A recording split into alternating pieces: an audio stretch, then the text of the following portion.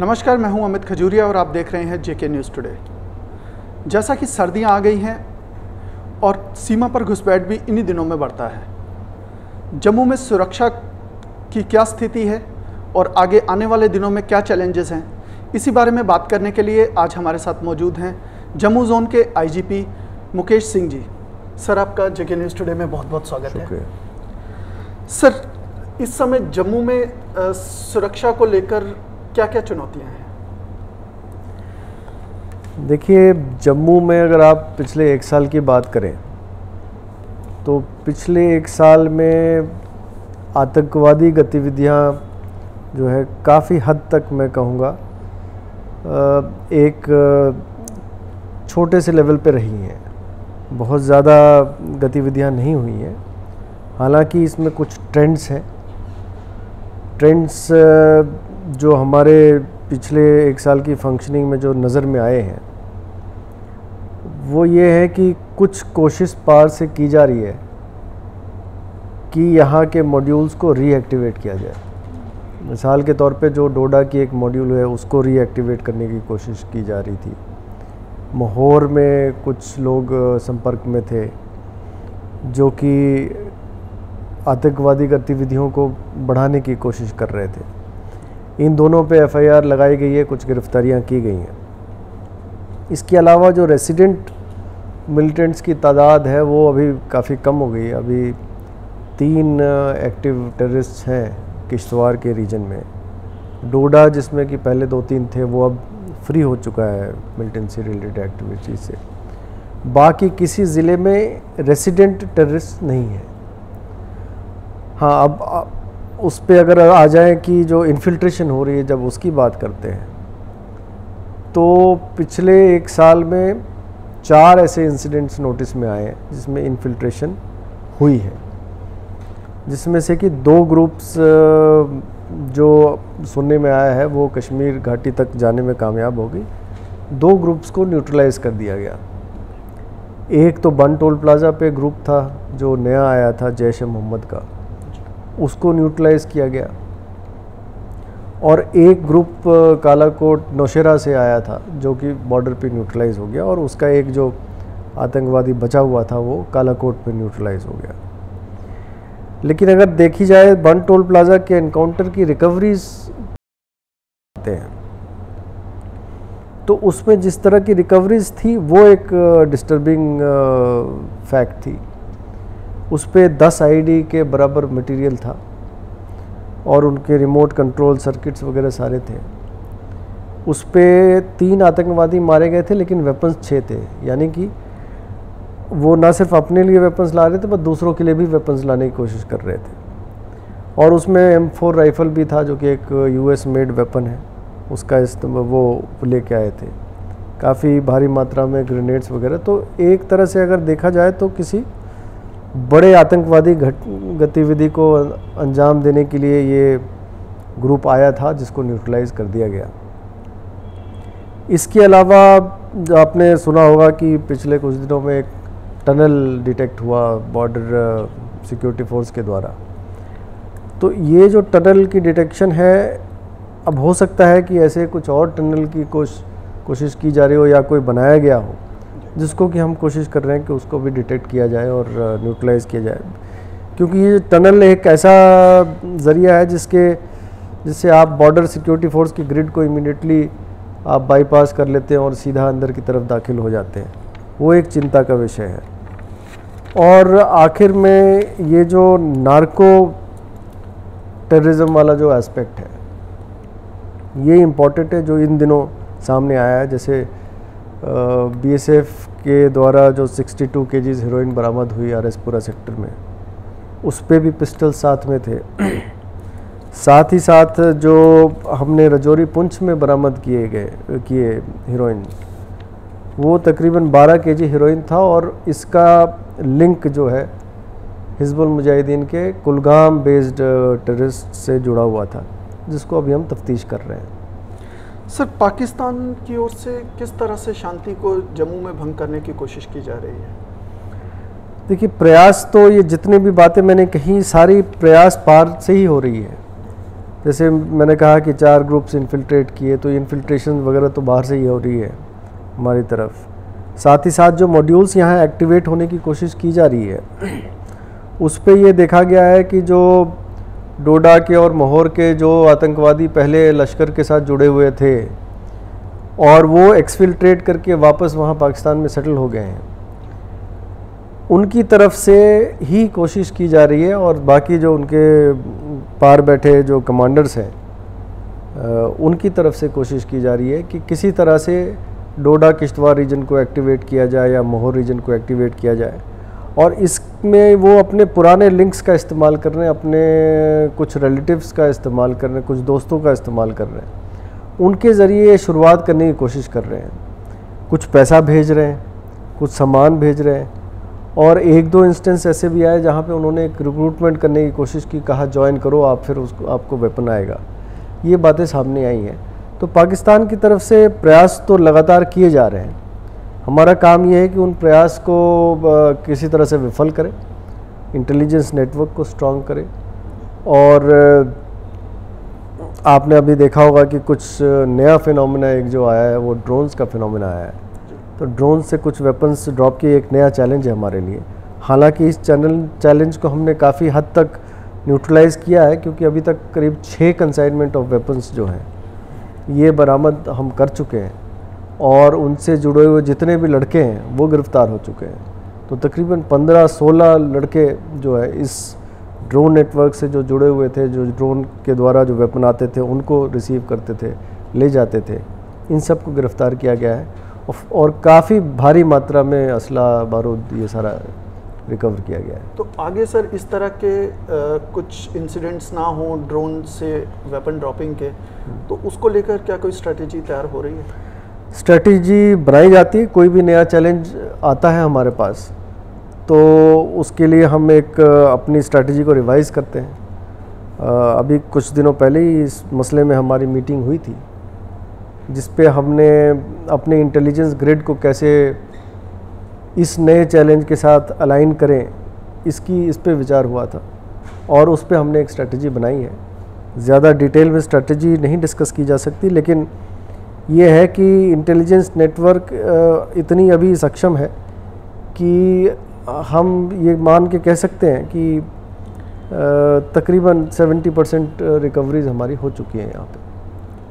तो सर कश्मीर की current situation का जम्मू में क्या फॉलोआउट है? कश्मीर में आतंकवादी गतिविधियाँ बढ़ी हैं इस दौरान। डायरेक्ट फॉलोआउट इधर तो नहीं अभी सामने आया है, लेकिन ये ज़रूर है कि यहाँ से जो इन्फिल्ट्रेशन होती है और यहाँ पे जो वेपन्स आती हैं वो ज़्यादातर कश्मीर घाटी की तरफ ही जाती हैं। तो कश्मीर के जो मिलिटेंसी और टेररिज्म सिचुएशन है उस पे एक तरह से अगर हम जम्मू प्रोविंस में अगर काम अच्छा कर लेते हैं तो उस पे भी काफ़ी हद तक नकेल कसी जा सकती है।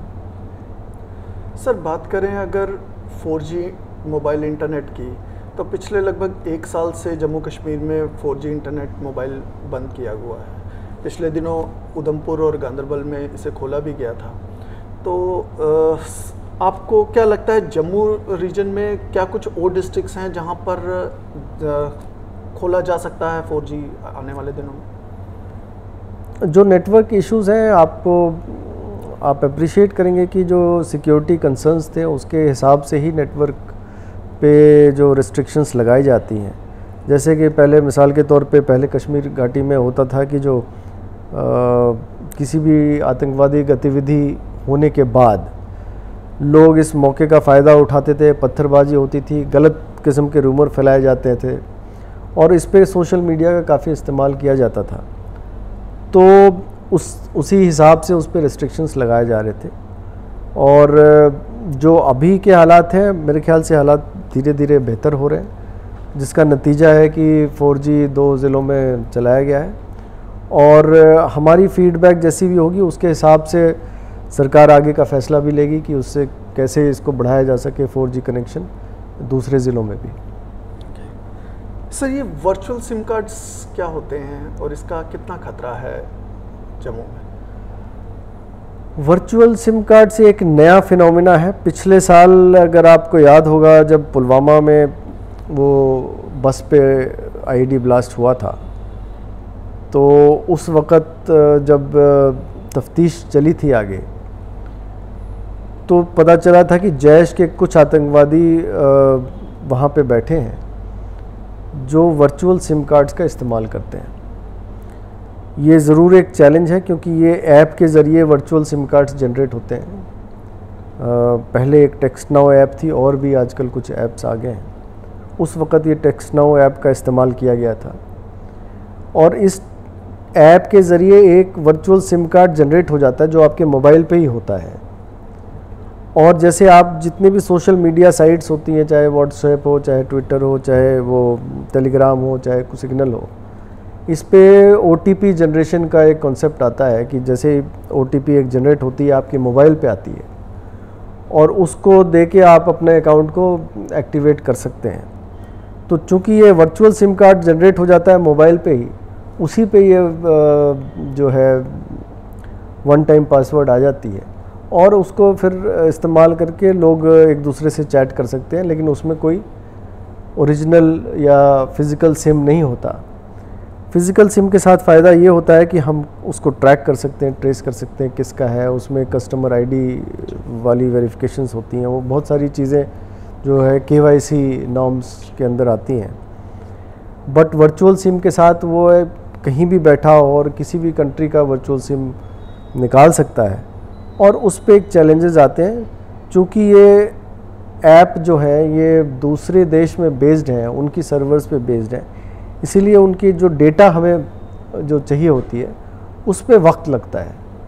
और ना सिर्फ वक्त लगता है, बल्कि उस पे काफ़ी एक प्रोसीजर फॉलो करना पड़ता है। जैसे कई देशों के साथ हमारी म्यूचुअल लीगल असिस्टेंस ट्रीटी है या लेटर रोगेटरीज़ हैं, इस किस्म की चीज़ें होती हैं जो तफ्तीश के दौरान हम इस्तेमाल करते हैं इंफॉर्मेशन हासिल करने के लिए। वो एक लंबा प्रोसेस होता है, उस पर काफ़ी वक्त लगता है, और हालांकि डेटा फिर भी मिलने की संभावना रहती है, लेकिन जब तक वो डेटा आती है तब तक काफ़ी कुछ वो उसका इस्तेमाल हो चुका होता है, जिसके कारण हमें कठिनाई आती है। तो ये क्या सैटेलाइट के थ्रू चलता है?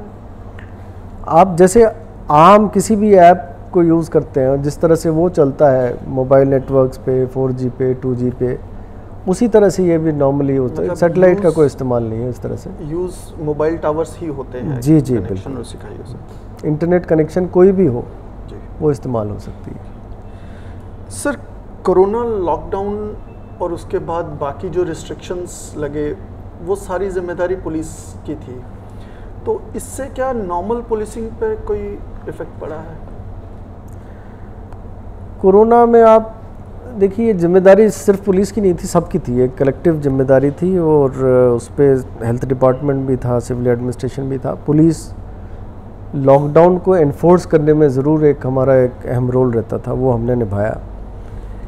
लेकिन इस कोरोना के दौरान, लॉकडाउन के दौरान, आप जैसे आम गतिविधियां रिस्ट्रिक्ट हो गई, तो क्राइम में भी एक गिरावट आई थी उस वक्त। तो उस हिसाब से देखा जाए बहुत बड़ा चैलेंज नहीं था, लेकिन जो ही अनलॉक की प्रक्रिया चालू हुई है, एक हर किस्म की नॉर्मल एक्टिविटी शुरू हो गई है, तो नॉर्मल क्राइम वर्क भी बढ़ गया है हमारा। चैलेंज सिर्फ ये है कि कुछ कोरोना के केसेस हमारे पुलिस में भी आ गए, कई सारे SHOs हमारे पॉजिटिव हो गए, तो वो कुछ एक 15 दिन का वक्फा रहता है जिसमें हमारी काम सफ़र हो जाती है। और जो जितने कांस्टेबल्स हमारे ऑफ ड्यूटी हो जाते हैं कोरोना पॉजिटिव होने की वजह से, तो फिर हमारी रीच जो है लिमिटेड हो जाती है।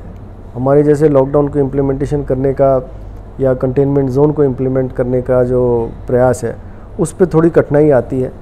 लेकिन अच्छी बात यह है कि इन सब चैलेंजेस के बावजूद हमारा पुलिस का जवान और पुलिस के ऑफिसर्स मौके पे खड़े रहते हैं, और कोशिश ये करते हैं कि किसी भी तरह की क्राइम हो उसको हम अटेंड कर सकें, और उस किसी तरह की रिलीफ हम सिविलियंस तक पहुंचा सकें।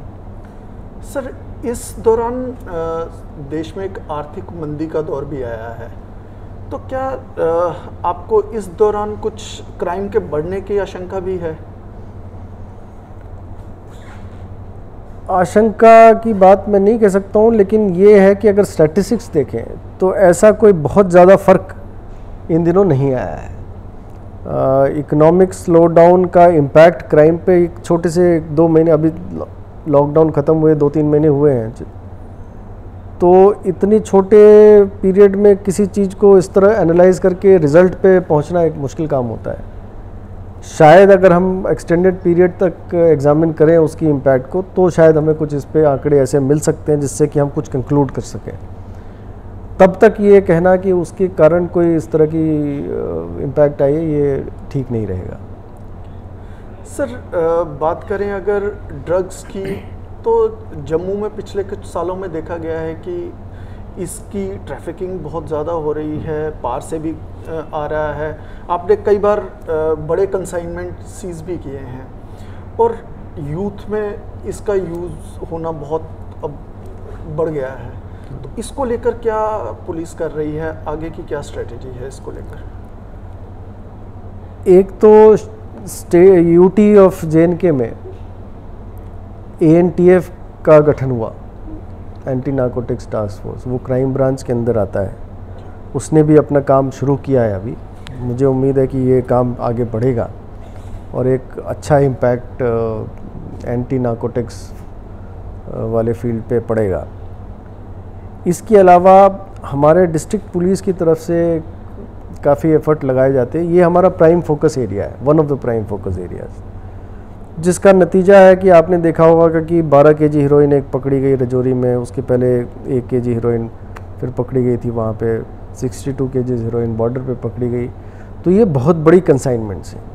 अगर आप देखें कि जो आम कंजम्पशन होती है, आधी मिलीग्राम की कंजम्पशन होती है, जिसमें कि जो कंज्यूमर है वो करीब 1000-2000 रुपये उसके लिए खर्च करता है। तो अगर आधी मिलीग्राम के हिसाब से चला जाए तो 1 kg में 2000 यूज़र्स निकलते हैं।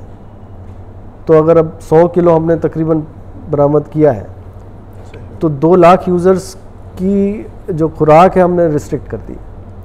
तो ये एक बहुत बड़ा एफर्ट है, जम्मू में काफ़ी प्रयास किया गया। इसके अलावा और किस्म के जो चरस हैं, बुक्की है, ये भी ड्रग्स के अंदर आते हैं। इस पे भी बहुत बड़ा अभियान चलाया गया है। पिछले दिनों सांबा में बुक्की बरामद हुई है और 27 लाख रुपए, जो कि एक बहुत ही बड़ी रकम होती है, और ये जो पंजाब में सेल करके आए थे उनसे जो कलेक्ट करके ले जा रहे थे पैसे, वो भी बरामद किया गया। तो प्रयास काफ़ी चल रही है। हमारी कोशिश ये है कि एक तरफ हम जो है कंज्यूमर्स, छोटे कंज्यूमर्स को विक्टिम की तरह ट्रीट करें और उसको रिहेबिलिटेट करने की कोशिश करें, जिसके लिए हमने वो ड्रग डी एडिक्शन सेंटर चलाया हुआ है। और दूसरी तरफ हम जो मेन जो पेडलर्स हैं और सप्लायर्स हैं, उन पे हम नकेल कसें, वो भी काम साथ साथ चल रहा है। सर, JK न्यूज़ टुडे से बात करने के लिए बहुत बहुत शुक्रिया। धन्यवाद। तो ये थे जम्मू जोन के IGP, जिन्होंने हमें बताया कि जम्मू में इस वक्त सुरक्षा के क्या हालात हैं। आप बने रहिए JK न्यूज़ टुडे के साथ। नमस्कार।